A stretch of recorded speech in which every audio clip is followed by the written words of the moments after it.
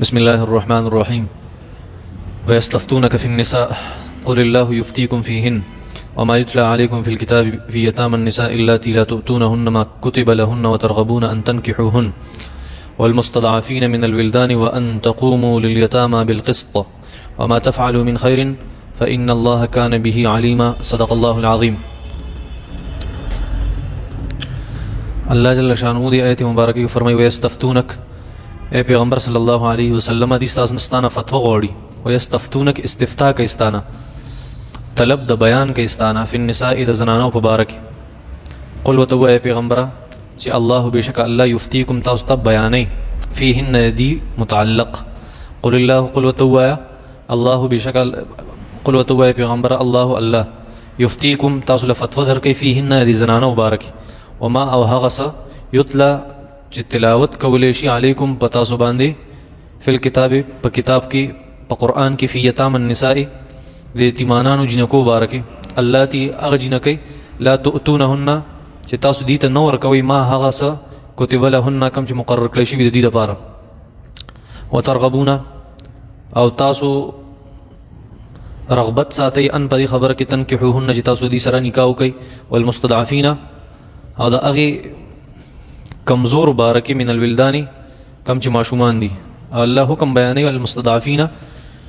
الله جل شانه بیان کوي فتوا در کې تاسو له المستضعفین دا کمزور من الولدانی د ماشومان د الکانو نه. وان او دا خبرم الله بیانوي تقومو چې تاسو ادرېږئ للیتامه د یتیمانانو دپاره بالقسط په انصاف په عدل. وما تفعلوا من خیر وما هغه څه تفعلوا چې تاسو کوئ من خیر څه خیر فإن الله بشک الله کان به علیما په هغې خیر باندې پوهه دی یا په هغې کار باندې پوهه دی. اللہ جل شانہ دے آیت مبارکہ کے فرمائی چی دا خلق ستانا فتوہ غوڑی زنانو دا حق بارکی تو اے پیغمبر صلی اللہ علیہ وسلم چی اللہ دا اغی حق بیانی تاستا او دا اغی یتیمانانو جنکو حق بیانی چی اغی تخپل حق نہ ملاویگی او تاسو دا رغبت سادے چی منگو سر نکاو او اللہ جل شانہ دا اغی معشومانم حکم بیانی دا اغی معشومانم حق بیانی کم چی کمزوری دی. او الله دا خبرم بیانی چې تاسو کله داسې خلکو حقوق د هغې خبره کوئ نو ډېره په انصاف سره یې کوئ او ښه کارونه کوئ ځکه الله جل شانه په ښه کارونو باندې پوهه دی. ویستفتونک فی النساء، اے پیغمبر صلی الله علیه وسلم دی ستاسو نه ستانه فتوا غواړي فی النساء د زنانو مبارک. قل ورته ووایه چې الله بېشکه قل ورته ووایه چې الله یفتیکم تاسو ته فتوا درکوي فیهن د زنانو مبارک. د دې څه مطلب دی؟ مطلب د دې دا دی چې عرب د هغې عادت دا و چې هغې به ښځو له میراث نه ورکوو. دا تاسو ته د صورت نساء چې کم د میراث ایتونه مبارکه مخکې تېر شوي نو په هغې کې مې درته ټول تفصیل کړی و چې عربو به زنانو ته میراث نه ورکوو او ماشومانو ته به هم میراث نه ورکوو. میراث په چا ته میلاوېدو د هغې یو قاعده وه،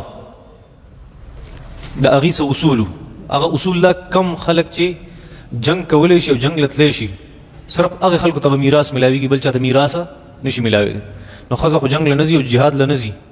نو هغې ته به میراث نه ورکوو. ماشومان میراث له نه ځي نو هغې له به میراث جنگ له نه ځي نو هغې له به میراث نه ورکوو. نو الله جل شانو د هغه دواړو د ماشومانو تذکره هم دلته وکړه او د زنانو تذکره هم وکړه.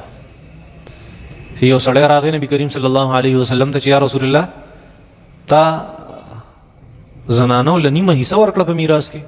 او ته د نیمې حصې خبره کې د زنانه دپاره.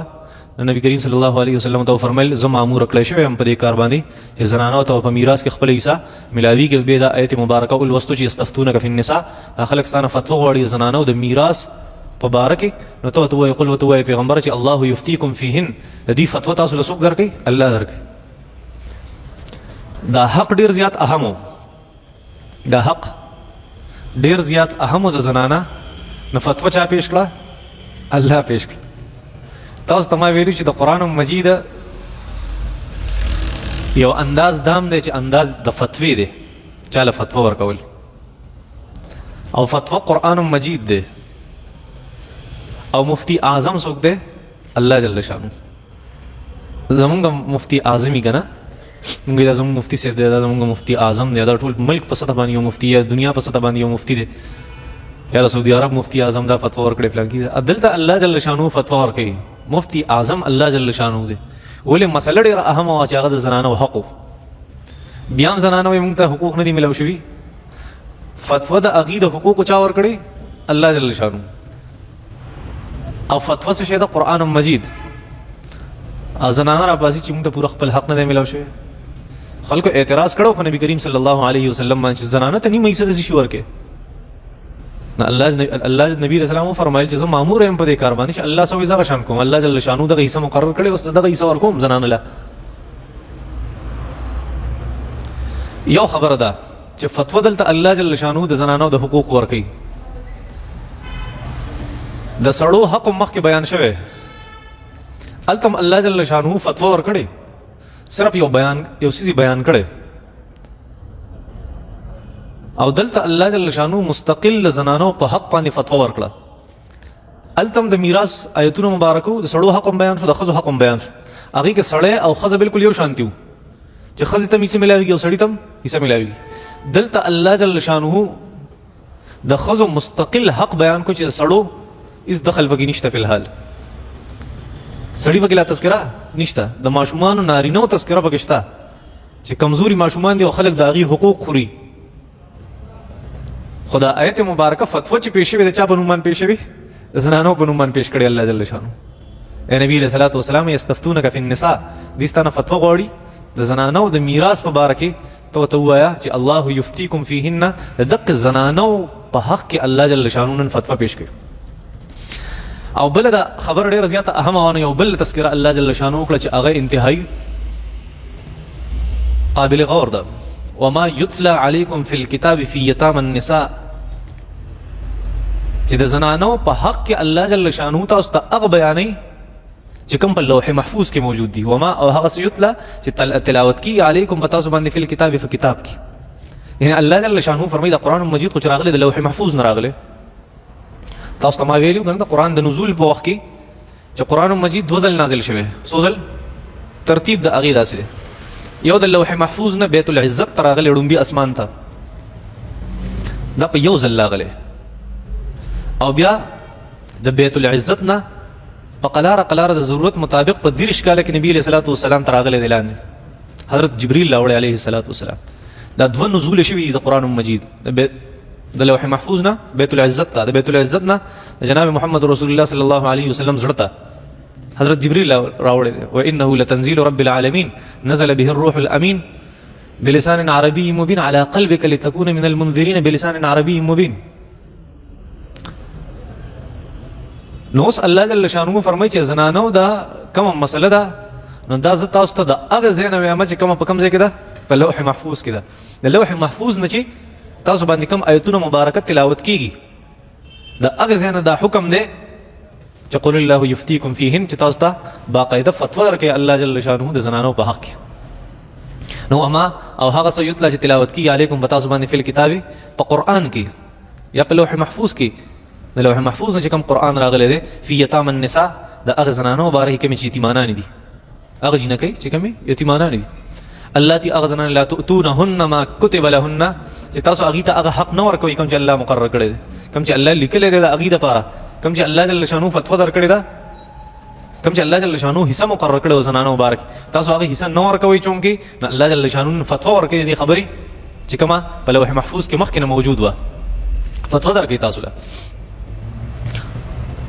نو اللاتی هغه جنکې لا تؤتونهن چې دې تاسو نه ورکوي ما هغه حق کتب لهن کوم چې دې لپاره لیکل شوی مقرر شوی دی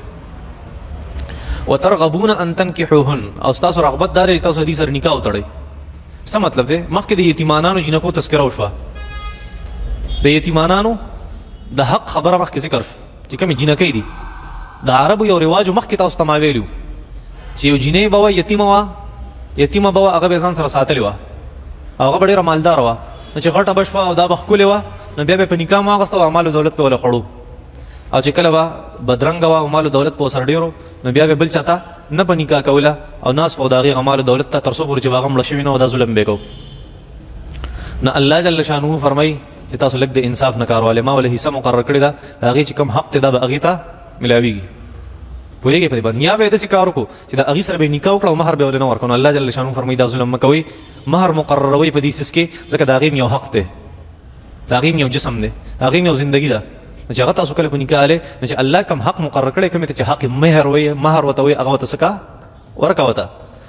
الله جل شانو فرمایي اللاتي هغه زنانه لا تؤتونهن چې تاسو هغې ته نه ورکوئ ما هغه حق کتب لهن کوم چې هغې دپاره مقرر شوی دی، یعنې مهر. وترغبون وتاسو رغبت ساتئ ان تنکحوهن چې تاسو د هغې سره نکاح وکئ. اوس بله خبر والمستضعفین من الولدان، هغه ماشومان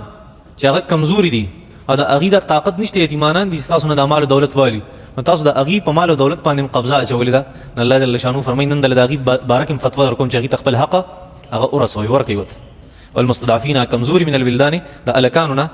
نو اوس د دې ټولې خبرې سره څه شی دی هغه دا چې وان تقوموا للیتامى بالقسط، چې داسې قسمه کمزورو دپاره تاسو د عدل فیصله کوئ. ښه داسې قسمه کمزورو دپاره الله جل شانو د یتیمانانو تذکره کړې ده چې وان تقوموا تاسو ودرېږئ للیتامى د یتیمانانو دپاره بالقسط په انصاف. خو دلته چونکې یتیم کمزوري یا کمزورۍ طرف ته اشاره ده چې که هغه یتیم الګ دی که یتیمه جینۍ ده او که هغه زنانه ده خو دا کمزوري ذوات دي، کمزوري ذاتونه دي، نو دوی ته خپل حق په وخت باندې ورکوه. ښه د دې فتوا درکوي تاسو ته الله جل شانو. نه پوهېږئ په دې خبرو. نو وان او دا خبره تقومو الله وان یعنی الله جل شانو د دې خبرې فتوا درکوي تاسو ته. وان او د دې خبرې فتوا تقومو چې تاسو ودرېږئ للیتامى د کمزورو دپاره یتیمانانو دپاره بالقسط په عدل. وما تفعلوا من خیر، کوم چې تاسو ښېګړه کوئ نو فإن الله کان به علیما، الله په هغې باندې پوهه دی، د هغې اجر بدله درکوي.